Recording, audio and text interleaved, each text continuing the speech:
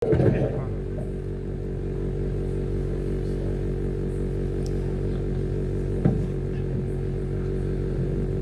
لله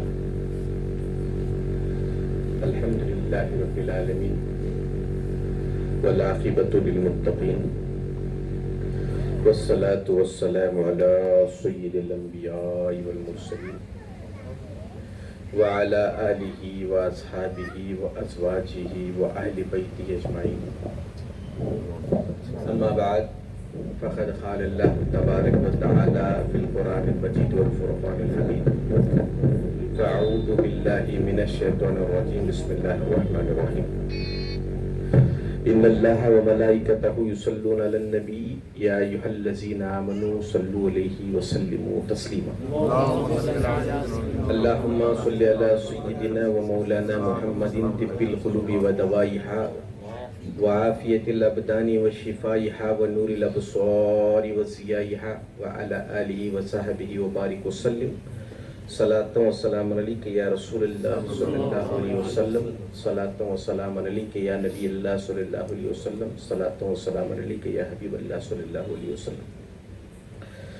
من علینا ربنا اذ بعث محمد ایدہ بأیدہ ایدنا بأحمد ارسلہ مبشرا ارسلہ ممجدا صلو علیہ دائما صلو علیہ سرمدا. اللہ رب محمد صلی علیہ وسلم نحن عباد محمد صلی علیہ وسلم بمصطفیٰ برساں بیشرا کے دی ہموست اگر بہو نہ رسیدی تمام بولہبیست. ہزار بار بشویم دہن ز مشک و گلاب کنوز نامت گفتن کمال بے ادبیست. غالب ثنائے خواجہ بیزداں گزاشتیم کا ذات پاک مرتبہ دانے محمد است.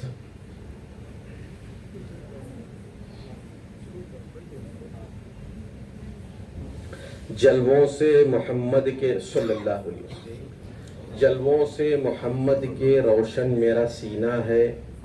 کعبہ ہے کلیجے میں اور دل میں مدینہ ہے. وہ بھی تھی میری منزل یہ بھی ہے میری منزل. کل دل تھا مدینے میں اب دل میں مدینہ ہے.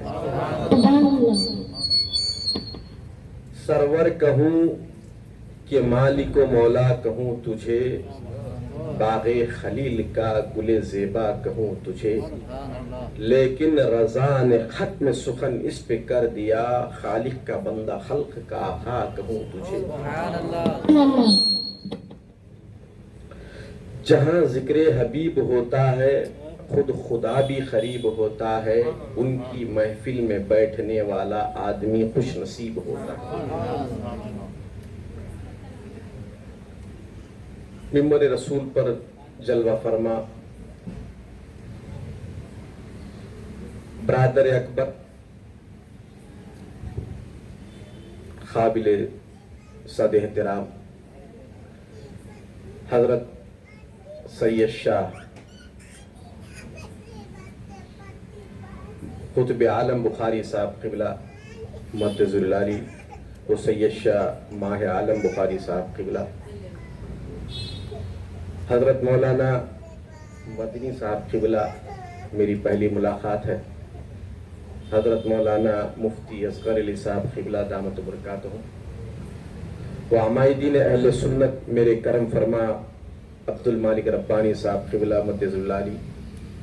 السلام علیکم ورحمۃ اللہ وبرکاتہ. وعلیکم السلام ورحمۃ اللہ. اللہ عز و جل کا لاکھ لاکھ شکر و احسان عظیم ہے کہ اس نے مجھے اور آپ تمام حضرات کو اس نورانی و عرفانی محفل میں بیٹھنے کی سعادت نصیب فرمائی. اللہ تبارک و تعالی ہماری اس بیٹھنے کو ہمارے سننے سنانے کو قبول فرمائے.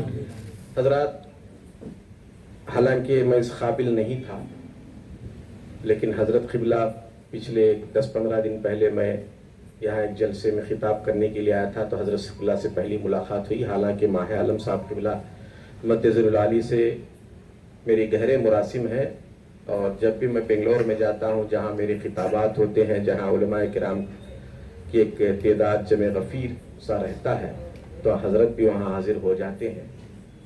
تو ان کی کرم فرمائی سے جو ہے میں یہاں آیا ہوا تھا اور حضرت سے پہلی ملاقات میری ہوئی. میں زیادہ لمبی چوڑی گفتگو نہیں کروں گا, بالکل مختصر سے عرصے میں کچھ باتیں بتا کر کے میں اپنی جگہ لوں گا. مجھے بھی وقت کا خیال ہے اور مہمان کا بھی خیال ہے. دراصل میں یہ چاہتا تھا کہ حضرت قبلہ سے خطاب سنوں, لیکن مجھے میرے وہم و گمان میں بھی یہ بات نہیں تھی کہ مجھے یہاں کھڑا کر دیا جائے گا, کیونکہ حضرت قبلہ کا میں خطاب سننے آیا تھا. میں نے اس سے پہلے بھی حضرت سے کہہ دیا تھا کہ میرا نام مت ڈالے, میں آؤں گا ضرور انشاءاللہ, کیونکہ میری مصروفیات ایسی تھی, مجھے خود آنے کا وہم و گمان تھا, جس کی وجہ سے بڑا لمبا سفر طے کر کے آپ کی خدمت میں آپ آ گیا ہوں. تو بہرحال عرض کرنا یہ تھا کہ حضرت جو یہاں مفتی صاحب قبلہ تشریف فرمائے, کئی سال پہلے سے جو ہے حضرت سے میرے تعلقات ہیں, جلسے جلوس میں آیا کرتے تھے, لیکن چند سالوں سے حضرت کی ملاقات نہیں ہوئی. الحمدللہ اس موقع میں اس سادات کرام کے طفیل سے یہاں حضرت کا بھی دیدار ہو گیا ہے, حضرت سے بھی ملاقات کا شرف حاصل ہو گیا. تو بہرحال ابھی حضرت قبلہ نے جو میرے تعلق سے بتائی باتیں ہیں وہ سب اپنی جگہ ہیں, اور سب سے پہلی بات یہ ہے کہ سادات ہونا ہی سب سے بڑے فخر کی بات ہے, اور میں فخر سے کہتا ہوں, اس لیے کہ یہ نسبت بہت بڑی نسبت ہے. حضرت کامل شتاری رحمۃ اللہ علیہ ارشاد فرماتے ہیں کہ بے فکر جی رہا ہوں, ہر ایک اعتبار سے نسبت بھی کیسی چیز ہے دامان یار سے. کون بیٹھا ہے بندش فردا لے کر, مطمئن ہوں تیری نسبت کا سہارا لے کر. عزیزان ملت اسلامیہ, یہ نسبتیں ہمارا تشخص ہیں, یہ نسبتیں ہماری پہچان ہیں, اور انہی نسبتوں کے سہارے ہماری زندگی ہے, اور انہی نسبتوں کے سہارے ہمیں آج پہچانا جاتا ہے. اور ریاض بخاری کو جو یہ منصب ملا ہے میری وجہ سے نہیں ہے, میرے علم کی وجہ سے نہیں ہے, میری شہرت کی وجہ سے نہیں ہے, بلکہ جو بھی ملا ہے سرکار کے نالین کے صدقے سے, یہ نسبت کے صدقے سے ملا ہے. اور نسبت کے تعلق سے اگر بولوں تو بات رات گزر جائے گی لیکن بات ختم نہیں ہوگی. تو عزیزان ملت اسلام, میں کیا بتاؤں نسبتوں کے بارے میں. تو بہرحال کیونکہ وہ موقع محل نہیں ہے, اور میں چاہتا ہوں کہ حضرت قبلہ کا خطاب سنوں, لیکن مجھے کھڑا کر دیا گیا تو کچھ باتیں بتا کر کے چلوں گا. تو بہرحال یہ ان کی محبتیں ہیں, یہ ان کی ذرہ نوازی ہے, جو اس محبت سے انہوں نے مجھے جو ہے مدعو کیا یہاں پر. اب یہ جلسہ جو ہے, جلسے کا عنوان کیا ہے؟ جلسے میلاد النبی صلی اللہ علیہ وسلم, جشن عید میلاد النبی صلی اللہ علیہ وسلم. اب ایک جشن ہے, کیا ہے؟ جشن. اب یہ جشن کیوں مناتے ہیں, جشن کیا ہوتا ہے, میں بتاؤں گا آپ کو. حالانکہ کوئی چیزیں آپ کے لیے نئی نہیں ہے, بلکہ پرانی ہی چیزیں آپ کے آموختے کو یاد کروایا جا رہا, آپ کے ایمان کو جلا مل رہی ہے. اور ایسی محفلوں میں حاضر ہونا یہ انہی کا معاملہ ہے, یہ انہی کا مقدر ہے جو اللہ تبارک و تعالیٰ نے نصیب فرمایا. اور اکثر میں یہ کہا کرتا ہوں, یہ اللہ تبارک و تعالیٰ کا فضل ہے کہ یہ ہمارا مقدر ہے کہ ہم میلاد کا صدقہ کھا لیتے ہیں, 11ویں کا صدقہ کھا لیتے ہیں, اور ہمارے بزرگوں کے نام کا ہم کھا لیتے ہیں. یہ مقدرات کی بات ہے, ورنہ ہر ایک کے نصیب میں کسی کو نہیں ملتا. لوگ اعتراض کرتے ہیں, میں کہتا ہوں بھائی تمہارا مقدر تمہارے ساتھ, ہمارا مقدر ہمارے ساتھ, کیونکہ ہمارے مقدر میں صدقہ کھانا لکھا ہے. اور کس کا صدقہ ہے؟ وہ رسول کا صدقہ ہے اور آل رسول کا صدقہ ہے. لیکن تمہاری یہ قسمت ہے, یہ تمہاری شومی یہ قسمت ہے کہ تمہیں جو ہے لوگوں کا صدقہ کھانا میسر ہے. جب رمضان کا مہینہ آتا ہے تو لوگ آ جاتے ہیں, آپ کے صدقات دیجئے, آپ کے خیرات دیجئے. ارے اس وقت میں تمہیں صدقات و خیرات کہتے ہیں شرم نہیں آتی, لیکن جب ہم نبی کا صدقہ کھاتے ہیں, جب غوث کا صدقہ کھاتے ہیں, خواجہ کا صدقہ کھاتے ہیں, امام جعفر صادق کا صدقہ کھاتے ہیں, تو لوگ کہتے ہیں کہ دیکھو سنی کیا کرتے ہیں. عزیزان ملت اسلامیہ, سنی کچھ نہیں کرتے ہیں, سنی وہی کرتے ہیں جو ہمارے مراسم اہل سنت ہے. اور ہمارے مراسم اہل سنت کوئی قرآن و حدیث سے پوشیدہ نہیں, یہ سب ثابت ہے قرآن سے بھی, حدیث سے بھی, فقہ سے بھی, اجماع سے بھی, بزرگان دین کے جو احوال ان کے اوراد سے بھی یہ شامل, یہ سب ثابت ہے, کوئی چیز بغیر ثابت کیا ہی نہیں. بہرحال اگر ثبوت کے تعلق سے اگر کہوں تو بہت لمبی چوڑی گفتگو ہو جائے گی. تو عرض کرنا یہ تھا کہ یہ محفل میلاد شریف جو اسی نہایت طرز و احتشام کے ساتھ 1500 سالہ جشن ہم مناتے ہیں, یہ ہم ہی نہیں مناتے ہیں, بلکہ اصل میں اللہ تبارک و تعالیٰ نے ساری کائنات جب پیدا بھی نہیں ہوئی تھی, سارے روحوں کو اکٹھا کر کے بتایا. سبحان اللہ. لمبی چوڑی گفتگو نہیں ہوگی انشاءاللہ. تو بہرحال پھر اس کے بعد عالم دنیا, اور پھر اس کے بعد عالم آخرت والی ایک بہت لمبی کانفرنس ہوگی جس کو ہم روز محشر کے نام سے معلوم کرتے ہیں.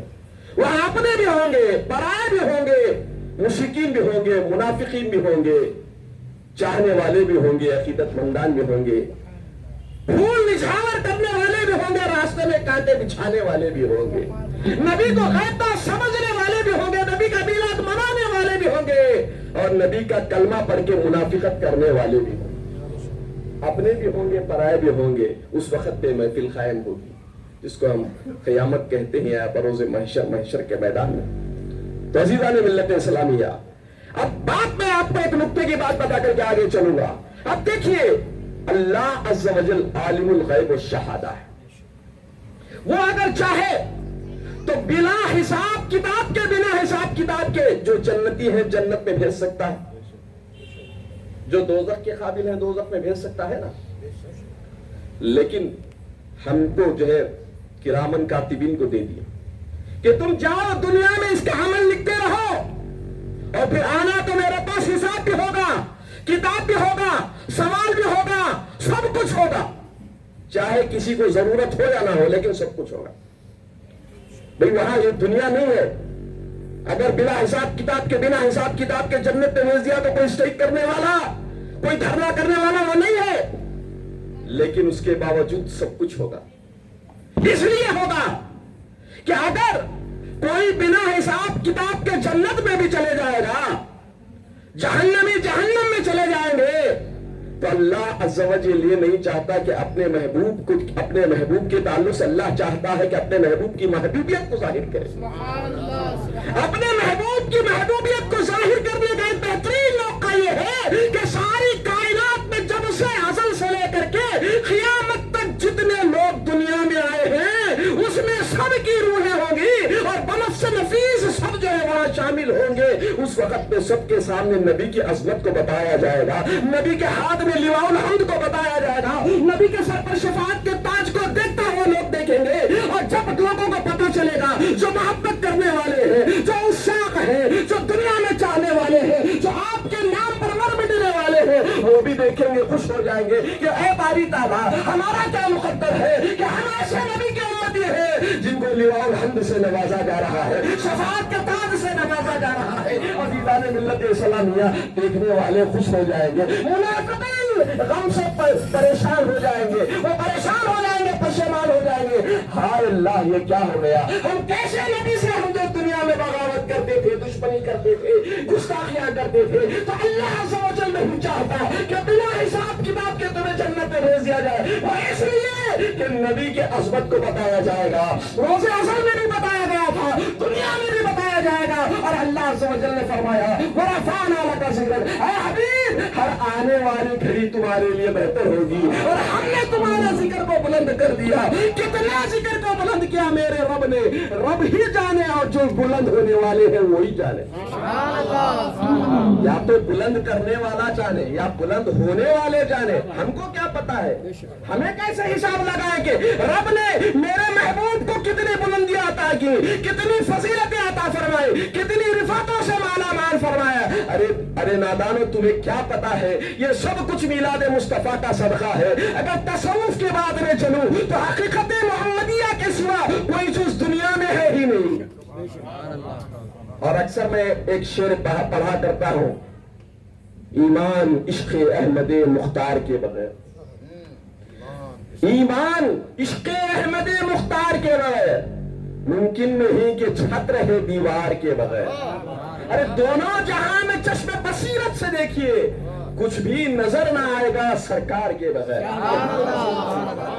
کچھ بھی نظر نہ آئے گا سرکار کے بغیر. اندازہ اس سے کیجئے ان کے مقام کا, کلمہ نہ پورا ہو سکا سرکار کے بغیر. عزیزان ملت اسلامیہ, کلمے کے 2 جز ہیں, بالکل مختصر طور پہ میں بتا کر اپنی جگہ لوں گا. کلمے کے 2 جز ہیں, ایک جز کیا ہے, توحید کا جز, دوسرا جز کیا ہے, رسالت کا جز ہے. اب ایک جز میں کیا ہے, اللہ کی وحدانیت کا ذکر ہے, دوسرے جز میں, دوسرے حصے میں کیا ہے, رسول کی رسالت کا ذکر ہے. اگر زندگی بھر کلمے کے ایک حصے کو, ایک جز کو پڑھتا رہے, ایک پارٹ کو پڑھتا رہے, اسے ہم مسلمان نہیں کہیں گے، کیونکہ اللہ پر ایمان لانے والے دوسرے قوم والے بھی ہیں جو اللہ کی وحدانیت پر ایمان لاتے ہیں، لیکن یقین مانے ان کا معاملہ عمل میں ویسا نہیں رہتا، یہ اور بات ہے، لیکن وہ اللہ کی وحدانیت کو تو تسلیم کرتے ہیں۔ صرف اللہ کی وحدانیت کو تسلیم کرنے کا نام ایمان نہیں ہے، صرف اللہ کی وحدانیت کو تسلیم کرنے والے کو مسلمان نہیں کہا جاتا ہے، بلکہ رسول کی رسالت کو تسلیم کرنے کا نام مسلمان ہے۔ تو عزیزان ملت اسلامیہ، وہ اس وجہ بھی ہے کہ لا الہ الا اللہ کیا ہے؟ دعوت ہے۔ کیا دعوت ہے؟ لا الہ الا اللہ، اللہ کے سوا کوئی معبود نہیں، یہ دعوت ہے۔ کس کی دعوت ہے؟ حضور کی دعوت ہے۔ اور داعی کون ہے؟ دعوت دینے والے کون ہیں؟ میرے اور آپ کے آقا جناب محمد رسول اللہ صلی اللہ علیہ وسلم۔ اور یقین مانے جو داعی کو نہیں مانے گا وہ دعوت کو نہیں مانے گا۔ داعی کون ہے؟ میرے آقا ہے۔ دنیا میں آ کر کے آقا نے سب سے پہلے آپ کو نماز کا حکم نہیں دیا، سب سے پہلے روزے کا حکم نہیں دیا، سب سے پہلے زکات کا حکم نہیں دیا، سب سے پہلے حج کا حکم نہیں دیا، سب سے پہلے کسی اعمال صالحہ کا حکم نہیں دیا۔ ارے سب سے پہلے میرے آقا نے سب سے پہلے اپنے آپ کو بنوایا۔ 40 سال کی آپ کی مکہ کی ظاہری زندگی اس کی شاہد ہے۔ 40 سال جب پورے مکمل ہو چکے تو حکم جب ہوا اللہ عز و جل کا کہ اے محبوب اب تمہیں تمہارا نبوت کا اعلان کرو۔ آقا جو ہے کیا کیے؟ میرے آپ کے آقا جناب محمد رسول اللہ صلی اللہ علیہ وسلم فاران کی چوٹی پر چلے گئے اور سارے مکہ والوں کو پکار کر کے کہا، اے مکہ والوں تم میرے تعلق سے کیا سمجھتے ہو؟ مکہ والوں نے کہا، سارے لوگ اٹھے کہنے لگے، اے محمد صلی اللہ علیہ وسلم، اے ابن عبداللہ، ہم آپ کو امین مانتے ہیں، سچے مانتے ہیں، صادق مانتے ہیں۔ اچھا، میرے آقا نے پوچھا اگر میں یہ کہوں کہ اس پہاڑ کے پیچھے ایک لشکر ہے جو تمہیں قتل کرنے پر آمادہ ہے تو کیا تم تسلیم کرو گے؟ کیا تم مانو گے؟ تو سارے کہنے لگے ہاں ہم مانیں گے۔ وہ اس لیے مانیں گے کہ آپ کی زندگی کی کھلی کتاب ہمارے سامنے ہے، بچپن سے لے کر جوانی کی دہلیز تک اور جوانی کی دہلیز سے لے کر کے 40 سال کی عمر تک ہم نے کبھی آپ کو غلط بیانی کرتے ہوئے نہیں دیکھا، جھوٹ بولتے ہوئے نہیں دیکھا، کذب بیانی کرتے ہوئے نہیں دیکھا، کوئی غلط کام کرتے ہوئے نہیں دیکھا۔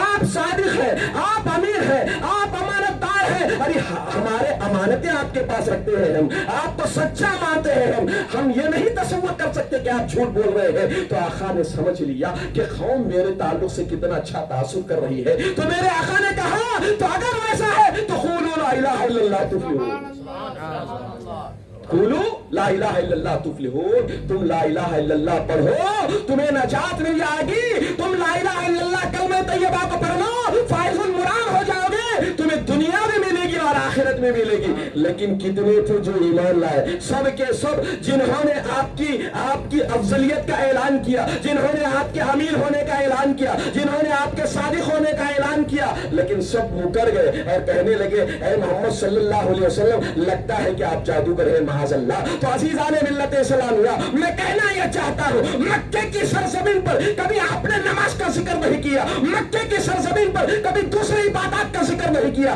اگر ذکر کیا ہے تو اپنے اخلاق کا ذکر کیا ہے، اگر ذکر کیا ہے تو اللہ کی وحدانیت کا ذکر کیا ہے، ذکر کیا ہے تو آپ کی رسالت کا ذکر کیا ہے، ذکر کیا ہے تو عقائد کا ذکر کیا ہے۔ تو پتہ یہ چلا علماء اہل سنت کا جہاں اسٹیج ہوتا ہے اس اسٹیج پر ایمان و عقیدے کی بات اسی لیے ہوتی ہے اور اس لیے ہوتی ہے۔ اب دوسری جگہ معاملہ کیا ہوتا ہے؟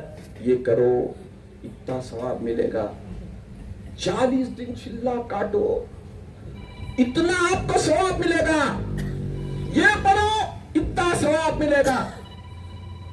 اب یہاں ہوائی خلے نہیں بتاتے ہیں، یہ کسی چیز سے ثابت نہیں ہے کہ تم اتنا کرو تو اتنا ثواب ملے گا، لیکن ہم یہ کہتے ہیں، ہمارا یہ اسٹیج ذمہ دار اسٹیج کہتا ہے اور اس ذمہ دار علماء کے اسٹیج سے میں بیان کر رہا ہوں، وہ یہ ہے کہ سب سے پہلے ہم ایمان و عقیدے کی دعوت دیتے ہیں۔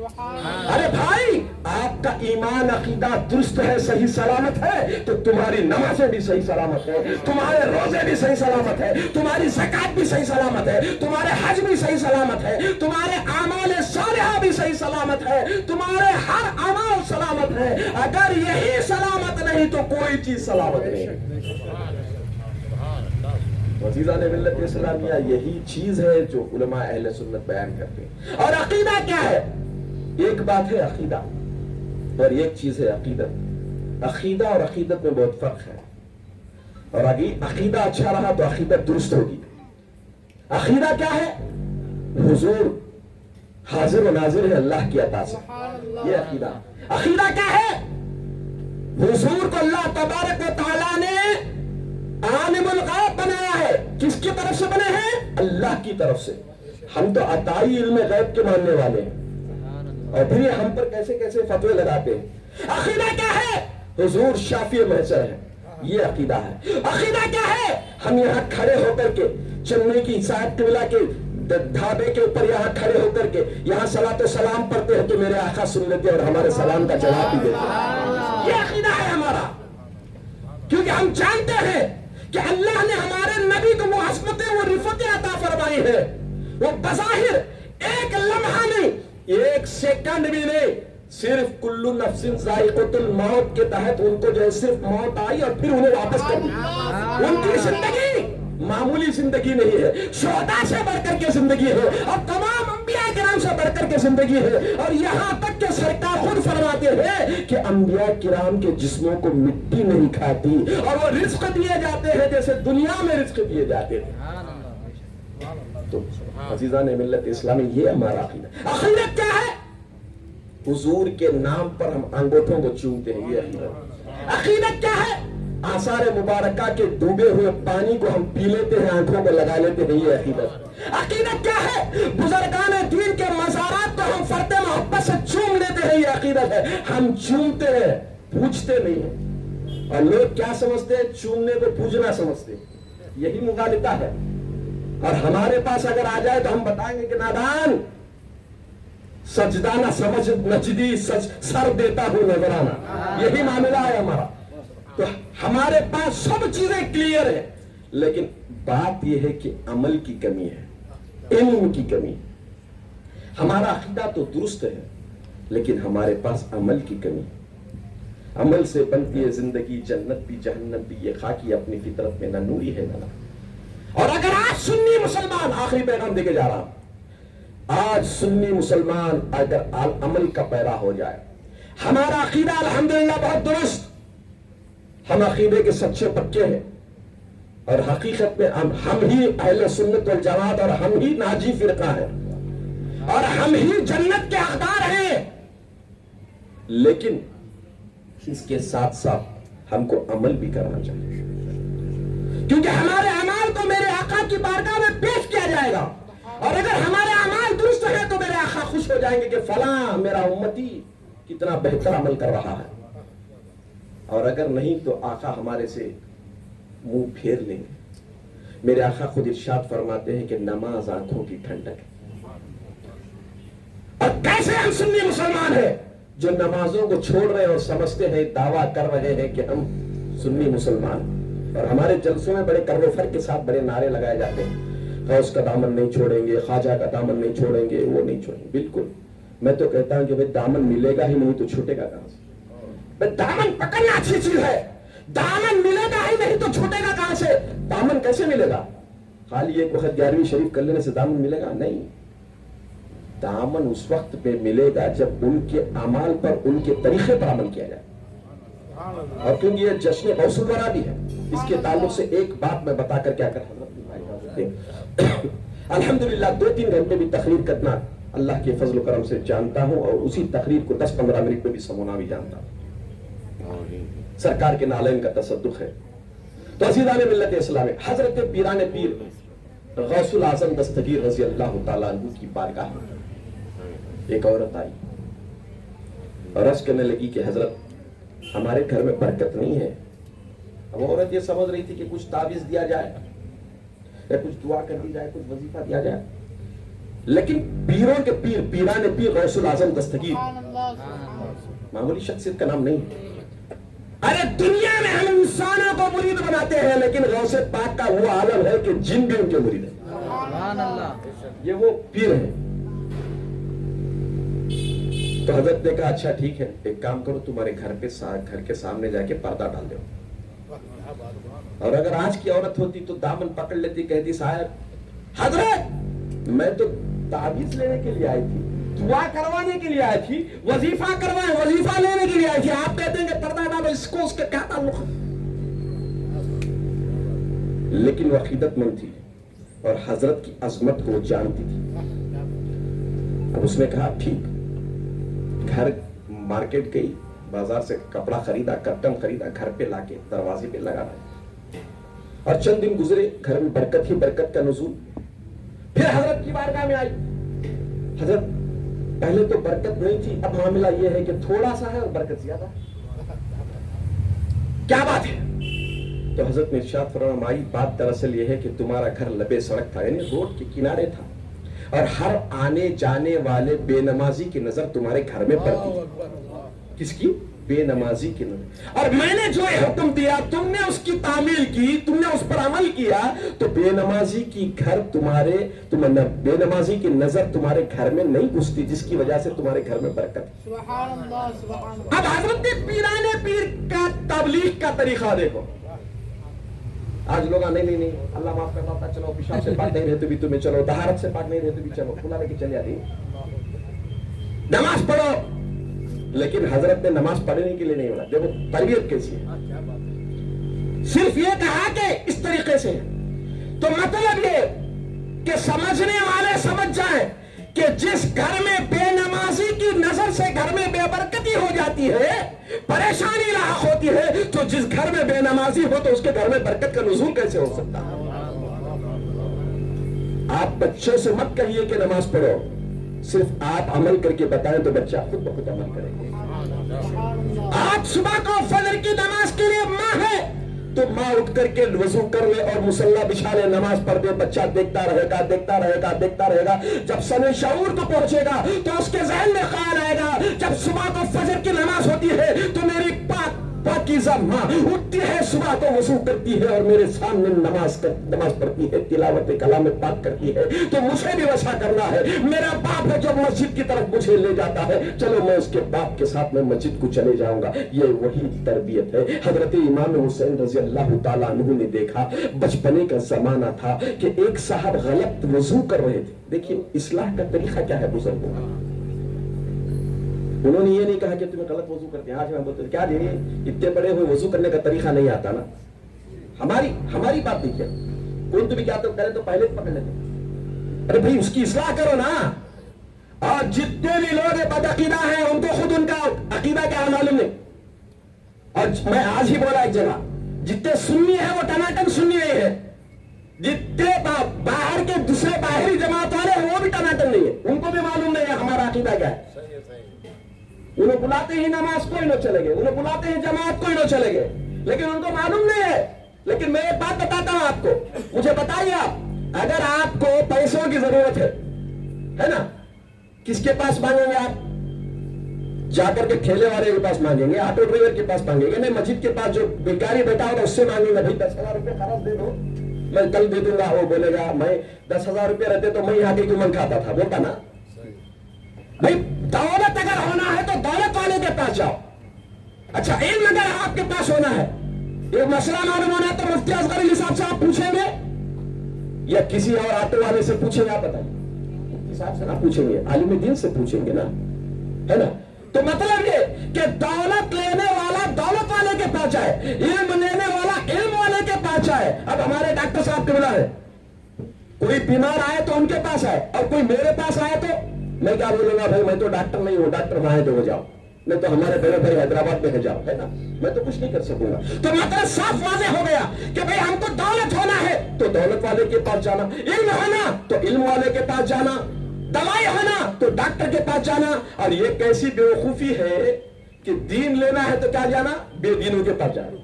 جن کے پاس دین ہی نہیں ہے, جن کے پاس عقیدہ ہی نہیں ہے, جن کے پاس عمل قالی سامنے کے اعمال کو دیکھ کر کے وہ سمجھتے ہیں کہ ہم بڑے علامہ فہامہ ہیں, 10 سال 15 سال مدرسوں میں رہ کر کے چٹائی پر سو کر کے انہوں نے تعلیم حاصل کی ہے. ایسے ہی عالم نہیں بنے ہیں. ऐसी जगह पे नहीं आते। मुफ्ती साहब, मुफ्ती असगर अली साहब से, मुफ्ती असलम साहब से, एक और हमारे मुफ्ती से कोई फतवा नहीं पूछता। फतवा पूछा तो किसे पूछता मालूम है? जाहिल से पूछता। और जाहिल क्या करेगा बेचारा, उसे अमल ही मालूम नहीं, उसे इल्म ही नहीं। उन्हें सोचना पड़ जाता, नहीं बोलता सो सही च ना। अब उन्हें जो करता था 11वीं शरीफ, ये किताब में है क्या, ये कुरान में है क्या, ये मजीद में है क्या, ये इसमें है क्या, उसमें है क्या, पूछता। अब इन्हें बेचारा क्या, इसे क्या मालूम है? अब उन्हें हाउ भाई इन्होंने क्या कि सही बोले, उनको जो करता था नहीं। मतलब डाउट क्रिएट करना इनका मकसद है और अपने अकीदे को खराब करना इनका मकसद है। मैं खुली बातें बोल रहा हूं। और अभी बोल रहे थे ना मुफ्ती साहब और हमारे साहब किबला खुतबे आलम साहब किबला बुखारी हैं, और अल्हम्दुलिल्लाह इस बुखारी का नाम सुनने से हमारे इलाके में बहुत से को बुखार आ जाता है। मैं हकीकत के साथ ये बात कर रहा हूं, हमारे माहिर साहब पूछ लीजिए। मैं कुबांगे दोहल, मैं डंके की चोट पर कहता हूं, क्योंकि मैं किसी से डरने वाला नहीं हूं, किसी से जो है मैं हाजत तलब करने वाला नहीं। अल्लाह का फजल, अल्लाह ने बहुत कुछ नवाजा है, और जो कुछ करना है तो बस मसलक का काम करना है, अपने मसलक की हिफाजत है। जरूरी अजमल सुन्नियत का है जो माहौल बनाए रखिए। तो आइए अब वाकये की तरफ अपनी बात को खत्म करता हूं इंशाअल्लाह। तो हजरत इमाम हुसैन रज़ियल्लाहु ताला अन्हु का तरीका देखिए। उन्होंने कहा हजरत हम वजू करते हैं, हम भाई भाई वजू करते हैं, आप देख लेना अगर कुछ गलती है तो बता देना। अब जब इन्होंने वजू किया, शहजादों ने, अहले बैत के जन्नती नौजवानों के सरदारों ने जब वजू किया तो उन्होंने देखा, उनको खुद पशेमानी हुई, मैं गलत कर रहा था, ये सही कर रहे हैं। देखो ये नहीं बोले तुम्हें गलत कर रहे हैं बोल के, बल्कि सिर्फ ये बोले कि देखो हमारा सही है क्या गलत, तो इस्लाह हो गई ना। तो इस तरीके से इस्लाह की जरूरत है, ऐसे उलमा की जरूरत है, और अल्हम्दुलिल्लाह ऐसे उलमा ने हमारे मुफ्ती साहब को, और ऐसे उलमा की आप तकारीर को सुने, जगह जगह जलसे करें। अल्हम्दुलिल्लाह मुझे बहुत खुशी होती है, हमारे करम फरमाए अब्दुल मालिक रब्बानी साहब तशरीफ फरमा है, इनकी सरपरस्ती में बहुत जलसे होते हैं यहाँ। और हमारे साहब किबला है जो हर साल मैं सुना कि कई सालों से यहाँ इस महफिल को मनाया जा रहा है, इस महफिल को, इस जश्न को मनाया जा रहा है, मामूली बात नहीं है। और ये वही कर सकता है जिसके दिल में अकीदत और मोहब्बत है, जिसका ईमान दुरुस्त है, जो जज्बा रखता है, जो सुन्नियत की रमख दिल में जिसके मौजूद है, वही ये काम कर सकता है। और मैं पहले बता रहा था कि जश्न अलग है। जश्न किसको कहते हैं? किसी की पैदाइश की खुशी में या कोई काम ऐसा हो जाए जो हमारी खुशी का बाइस बनाए तो हम जश्न कहें।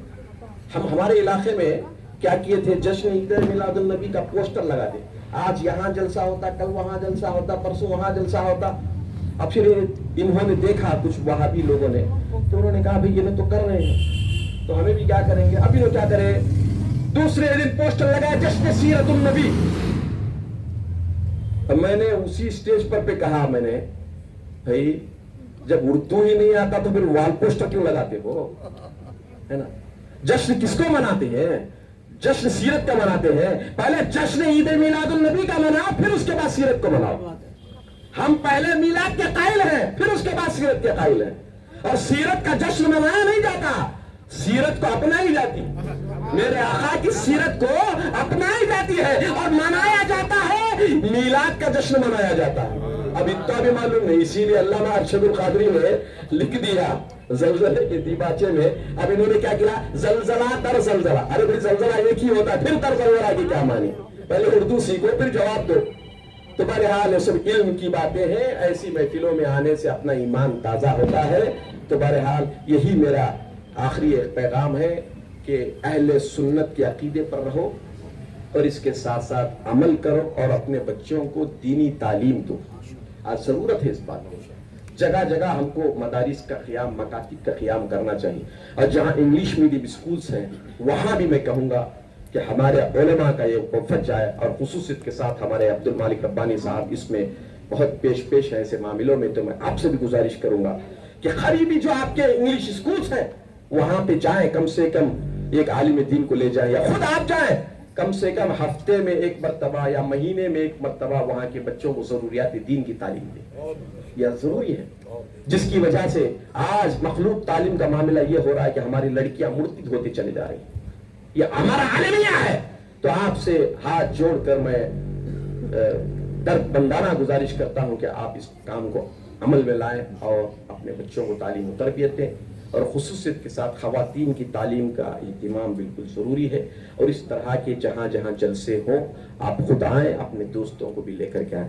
دعا کیجیے کہ اللہ تبارک و تعالیٰ مجھے اور آپ تمام حضرات کو کہنے اور سننے سے زیادہ عمل کرنے کی توفیق نصیب فرمائے۔ اگر میرے کہنے میں، آپ کے سننے میں کچھ غلط بیانی ہوگی تو میں اللہ عز و جل کی بارگاہ میں میرے آقا کے وسیلے سے دعا کرتا ہوں کہ اللہ تبارک و تعالیٰ میری اس غلطی کو معاف فرمائے۔ اور میں بھی ایک بار استغفار پڑھتا ہوں، آپ بھی میرے ساتھ پڑھ لیجیے۔ استغفر اللہ ربی من کل ذنب وخطیۃ واتوب الیہ، اشہد ان لا الہ الا اللہ واشہد ان محمدا عبدہ ورسولہ وما علینا الا البلاغ۔ السلام علیکم ورحمۃ اللہ وبرکاتہ۔ فقیرانہ آئے صدا کر چلے میاں خوش رہو، ہم دعا کریں۔ کیا بات ہے بخاری صاحب، جزاک اللہ خیر۔ سبحان اللہ۔